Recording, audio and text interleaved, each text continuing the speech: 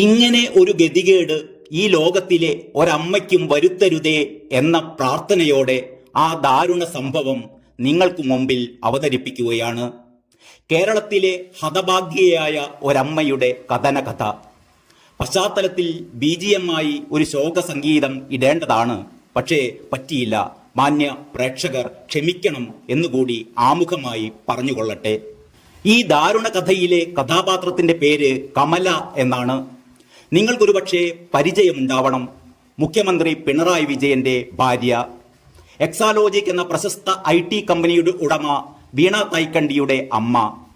കമലാ വിജയൻ എന്ന ഈ ഹതഭാഗ്യയാണ് തന്റെ പെൻഷൻ കാശിൽ നിന്ന് 72 ലക്ഷം രൂപ മകൾ വീണയ്ക്ക് പുല്ലുപോലെ വലിച്ചെറിഞ്ഞു കൊടുത്ത് പോയി കർണാടകയിലെ ഒരു IT കമ്പനി തുടങ്ങാൻ പറഞ്ഞത്.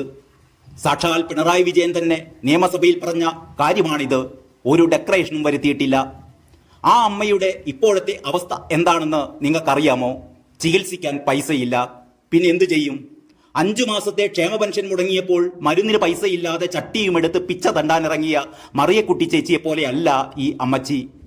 മറിയക്കുട്ടി ചേട്ടത്തിക്ക് 1600 രൂപ കൊടുക്കാൻ നമ്മുടെ ഖജനാവിൽ കാശില്ലാഞ്ഞിട്ടാണ്. ഇതിനിടെ ക്ഷേമ പെൻഷൻ ലഭിക്കാതെ ആത്മഹത്യ ചെയ്തവരുണ്ട്. കഴിഞ്ഞ ദിവസമാണ് മറ്റൊരമ്മച്ചി, 90 വയസ്സുള്ള മറ്റൊരമ്മച്ചി പെൻഷനു വേണ്ടി റോഡിൽ കുത്തിയിരുന്ന് സമരം ചെയ്തത്. പെൻഷൻ കൊടുക്കാൻ പണം വേണ്ടേ എന്നാണ് ആദരണീയനായ മന്ത്രി സജി ചെറിയാൻ ചോദിച്ചത്.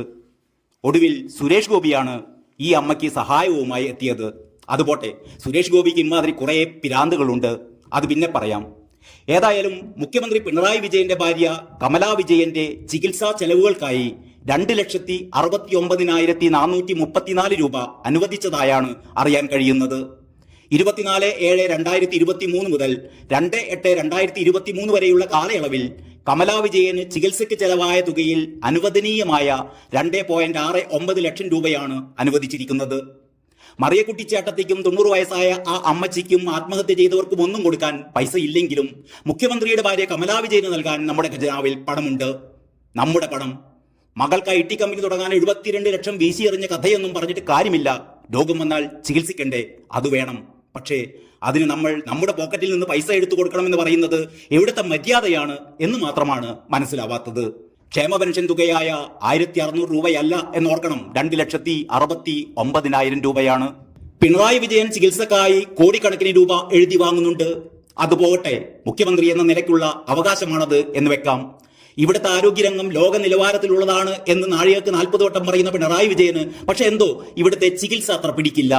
അതിന് അമേരിക്കയിലേക്ക് തന്നെ പറക്കണം. അപ്പോൾ ചില സഖാക്കൾക്ക് കുരുപൊട്ടും.